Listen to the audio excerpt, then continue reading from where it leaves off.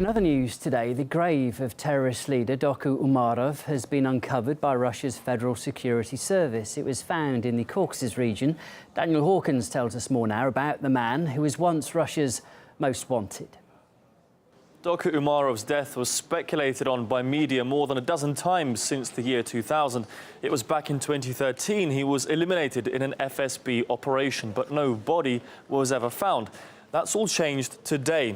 A militant returning from Syria gave the information pertaining to the location of his grave. Doku Umarov was widely labelled as Russia's Osama bin Laden. He was an associate of the Al-Qaeda, Taliban and ISIL terrorist leaders. He himself was the leader of Imarat Kavkaz, a known terror organisation. And he personally claimed responsibility for some of Russia's most horrific terror attacks in its modern history.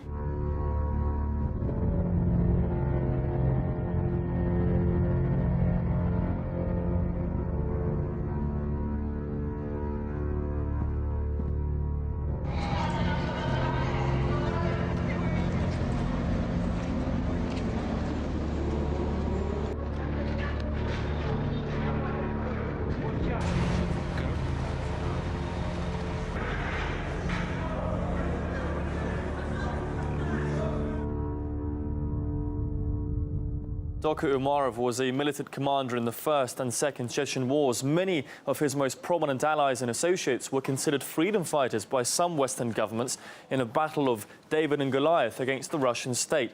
But after repeatedly targeting civilians, his status changed. He was put on terror lists not only in Russia, but also with Interpol, with the United Nations, Al-Qaeda and Taliban Sanctions Committee. Even the United States offered a multi-million-dollar reward for information leading to his killing or capture. And today's discovery will bring closure to his many hundreds of victims and a final chapter in the biography of Russia's most wanted terrorist in modern history. He was a very, very difficult person to track down. In many ways, they must have sighed a huge sigh of relief when they reported that he had been eliminated. But of course, he had other commanders under him and so on, and they continued. If you look at ISIL, if you look at the Islamic State, there may be, in fact, several thousand from the Caucasus, many of them Chechens. So therefore, it's in the interest of both Russia and America to come together and agree to cooperate so that the main enemy, because the main enemy is Islamic State, especially these Chechen fighters who are formidable fighters. They're going to be difficult to defeat, but they have to be defeated in the end. So Russia and America have to collaborate. They'll have to seek ways of collaborating to ensure this happens.